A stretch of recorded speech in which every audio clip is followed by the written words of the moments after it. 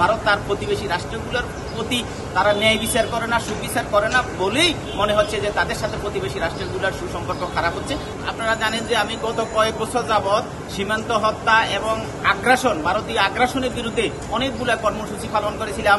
যে ফেলানি হত্যার বিচারের দাবিতে আমি ঢাকা থেকে কুড়িগ্রামের অনন্তপুর সীমান্ত পর্যন্ত একটা প্রতীকী লাশ কাঁধে নিয়ে 20 দিন পদযাত্রা করে ফেলানিদের বাড়ি পর্যন্ত গেছিলাম।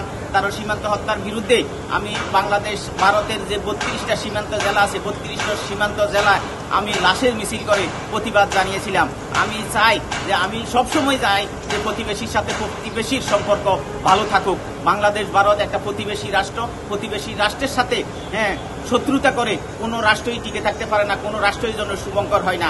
আমরা সবসময় চাই যে ভারত বাংলাদেশের প্রতিবেশী রাষ্ট্র, বাংলাদেশের প্রতি তারা ন্যায্যতা সুলভ আচরণ করুক, আর প্রতিবেশী সম্পর্ক টিকে থাকে ন্যায্যতার ভিত্তিতে। কিন্তু ভারত নানাভাবে বাংলাদেশ ছোট রাষ্ট্র হিসেবে তারা নানাভাবে আগ্রাসন চালায়, পানি আগ্রাসন চালায়, সীমান্ত আগ্রাসন চালায়, তারা সাংস্কৃতিক আগ্রাসন চালায়। আমরা সবসময় বলে থাকি যে আমরা ভারত বিরোধী না, আমরা ভারতের সাথে সুসম্পর্ক চাই, বাংলাদেশের মানুষ ভারতের সাথে সুসম্পর্ক চায়, কিন্তু ভারতের সাথে শত্রুতা চায় না। ভারত 1971 সালে স্বাধীনতা যুদ্ধে বাংলাদেশকে সহযোগিতা করেছিল, সেই জন্য আমরা সবসময় ভারতকে ধন্যবাদ দিয়ে থাকি। সেই জন্য আমরা ভারতের কাছে আশা করি ভারত যেভাবে বাংলাদেশের উপর নানাভাবে আগ্রাসন চালায়, এটা ভারতের উচিত না। প্রতিবেশী রাষ্ট্র হিসেবে, ছোট রাষ্ট্র হিসেবে বাংলাদেশের সাথে তাদের বন্ধুসুলভ আচরণ করবে বলে বাংলাদেশের জনগণ মনে করে। কিন্তু ভারত সবসময় বাংলাদেশের রাজনৈতিক দলদের সাথে সুসম্পর্ক রাখে, কিন্তু বাংলাদেশের জনগণ মনে করে যে বাংলাদেশের কোনো রাজনৈতিক দলের সাথে ভারতের বন্ধুত্ব হওয়া উচিত না। বাংলাদেশের সাথে ভারতের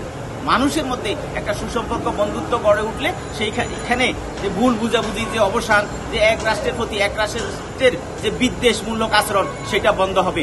এখন যে আপনার গত কয়েকদিন যাবৎ বিভিন্ন পত্র পত্রিকায় মিডিয়াতে আসছে বাংলাদেশ ভারত সীমান্ত উত্তেজনা বিরাজ করছে, আমরা চাই এই উত্তেজনা অবিলম্বে নিরসন হোক। বাংলাদেশ ভারতের মধ্যে কূটনীতিক সম্পর্কের মাধ্যমে আমাদের যে বন্ধুত্বের সম্পর্ক, প্রতিবেশীর সম্পর্ক, সেটা আরো সুদৃঢ় হোক, উন্নত হোক। আমরা কখনো ভারতের সাথে শত্রুতা চাই না, আমরা সবসময় ভারতের সাথে বন্ধুত্ব চাই, সুসম্পর্ক বজায় রেখে চাই। বাংলাদেশের মানুষও মনে করে ভারতের সাথে শত্রুতা করে এটা বাংলাদেশের জন্য শুভ হবে না, ভারতের জন্য শুভ হবে না। কারণ ভারতের উপর বাংলাদেশ নানাভাবে নির্ভরশীল এবং ভারতও বাংলাদেশের উপর নানাভাবে নির্ভরশীল। এই নির্ভরশীলতার সম্পর্ক যেন আরো সুদৃঢ় হয়, আরো উন্নত হয়, সেটাই আমি কামনা করছি। আচ্ছা, তাদের সাথে কোনো দেশেরই ভালো সম্পর্ক না, এই বিষয়টা আপনি আসলে কিভাবে দেখছেন? প্রতিবেশী কোনো দেশেরই তাদের সাথে ভালো সম্পর্ক না। বাংলাদেশ এশিয়ার মহাদেশের মধ্যে চীনের পরে ভারতে হলো বৃহৎ রাষ্ট্র। তো বৃহৎ রাষ্ট্র হিসেবে তাদের অনেকগুলো দায় দায়িত্ব আছে।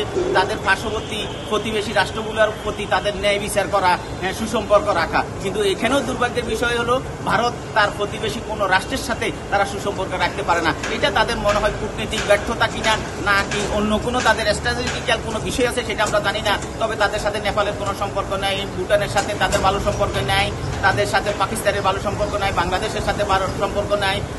এই যে তাদের সাথে প্রতিবেশী মায়ানমারের সাথেও তাদের ভালো সম্পর্ক আছে বলে আমরা মনে করছি না। তাহলে এই যে ভারত, এটার জন্য সম্পূর্ণ দায়ী হলো ভারত। ভারত তার প্রতিবেশী রাষ্ট্রগুলোর প্রতি তারা ন্যায় বিচার করে না, সুবিচার করে না বলেই মনে হচ্ছে যে তাদের সাথে প্রতিবেশী রাষ্ট্রগুলোর সুসম্পর্ক খারাপ হচ্ছে। আমরা আশা করি ভারত তাদের প্রতিবেশী রাষ্ট্রগুলোর সাথে সুসম্পর্ক বজায় রাখবেন, বাংলাদেশের সাথেও তারা সুসম্পর্ক বজায় রেখে আরও প্রতিবেশী সম্পর্ক উন্নত করবেন বলে এই দেশের মানুষ মনে করছে।